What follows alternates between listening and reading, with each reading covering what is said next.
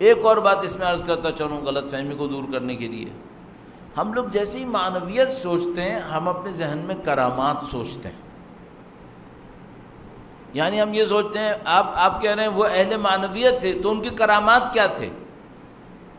یہ بالکل غلط ایکویشن ہے جو ہمارے ذہن میں ہے کہ جو اہل معنویت ہوگا وہ اہل کرامات بھی ہوگا. کیوں ہوگا؟ اگر کرامتوں کی وجہ سے اس کی شخصیت لوگوں کے درمیان مشہور ہونے کا خطرہ ہو وہ قطعاً اپنے کرامات نہیں دکھائے گا، کیونکہ وہ ڈرے گا کہ میری شخصیت لوگوں کی نظروں میں آ جائے گی. ایسا ہمارے پاس روایات موجود ہیں کہ امام کے خاندان میں، امام کے گھرانے میں کوئی غلام تھا، اس کا یہ دعا کا اثر تھا، مستجاب الدعوہ تھا، وہ کہیں پہ دعا کرتا تھا پوری ہوتی تھی تو کسی بندے نے دیکھ لیا کہ یہ شخص مستجاب الدعوہ ہے. وہ امام کے پاس آیا اور کہا مجھے غلام خریدنا ہے. امام نے فرمایا میں نہیں بیچنا چاہتا. کہا مجھے یہ خریدنا ہے، آپ نے عنایت فرمائیں. کہا اس سے جا کے پوچھ لو. اس سے جا کے پوچھا تم بکنا چاہتے ہو؟ اس نے کہا نہیں میں نہیں چاہتا. پھر جب ادھر ادھر بات ہوئی تو اس نے کہا کہ ٹھیک ہے کل دیکھتے ہیں. پھر گیا وہ اور جہاں پہ وہ دعا کرتا تھا وہاں جا کر دعا کی. اس نے کہا خدایا اب تک تو نے میرا راز چھپا کے رکھا تھا، اب جب میرا راز کھول دیا تو اب زندگی سے لے لے، اب مجھے زندگی نہیں چاہیے، اس میں میرا راز کھل گیا. مر گیا فوراً. جو اہل کرامت ہوتے ہیں وہ اہل شہرت نہیں ہوتے معمولاً. یہ ان کے مرنے مرانے کے بعد کئی چیزیں مشہور ہو جاتی ہیں جو یا باہر آ جاتی ہیں، ورنہ وہ اپنی زندگی میں کرامتیں نہیں دکھاتے. چند دن پہلے 2 یا 3 دن پہلے میں ایک واقعہ پڑھ رہا تھا ایک عالم کا، آیت اللہ العظمیٰ بہجت علی اللہ مقامہ شریف. ان کے ایک شاگرد ہیں، انہوں نے ایک کتاب لکھی ہے، بلکہ کئی کتابیں لکھی ہیں، پتہ نہیں میرے خیال میں 50 سے اوپر والیومز وہ لکھ چکے ہیں. تو اس میں انہوں نے ایک جگہ پہ لکھا کہ ایک بہت عبادت گزار تھے، ان کو اپنی عبادتوں کی وجہ سے کچھ کرامات نصیب ہوئیں. وہ کرامت کیا تھی؟ وہ گھر میں بیٹھے ہوتے تھے اور دیوار کے پیچھے دیکھ لیتے تھے، یا مثلا گلی میں کیا ہو رہا ہے وہ دیکھ لیتے تھے. تو اس طرح کی ایک حالت ان کے اندر آئی. بتاتے نہیں تھے لوگوں کو کہ بھائی میرے پاس یہ ہے، لیکن تھا ان کے پاس. انہوں نے کہا کہ ایک دن میں عبادتیں کر رہا تھا اور یہ کرامت میرے اندر تھی، تو کسی نے مجھے آواز دی کہ اگر تم ظاہری عبادتیں چھوڑ دو، صرف باطنی ذکر کے اوپر چلے جاؤ تو تمہیں یہ کرامت بھی مل جائے گی. ظاہری عبادتیں چھوڑ دو کیا مطلب؟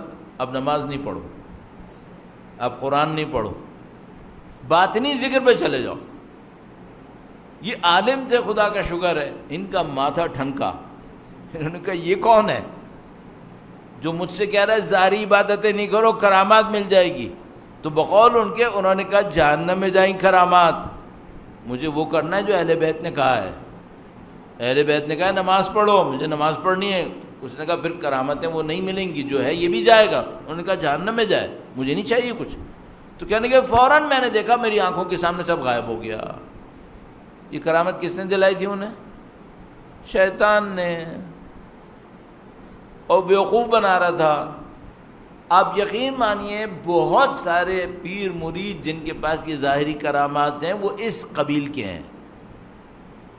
کرامتیں بڑی ہیں، شریعت نہیں ہے اندر، بندگی نہیں ہے اندر. تو ہم اور آپ کیا دیکھتے ہیں؟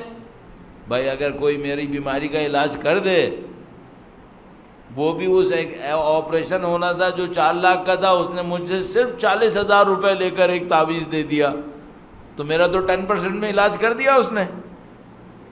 تو میرے نزدیک تو جو پیسہ میں نے 40,000 دیا وہ بھی اچھا ہی ہو گیا، اور میری بیماری بھی علاج ہو گئی، اور ایک اللہ والے سے میری جان پہچان بھی ہو گئی. تینوں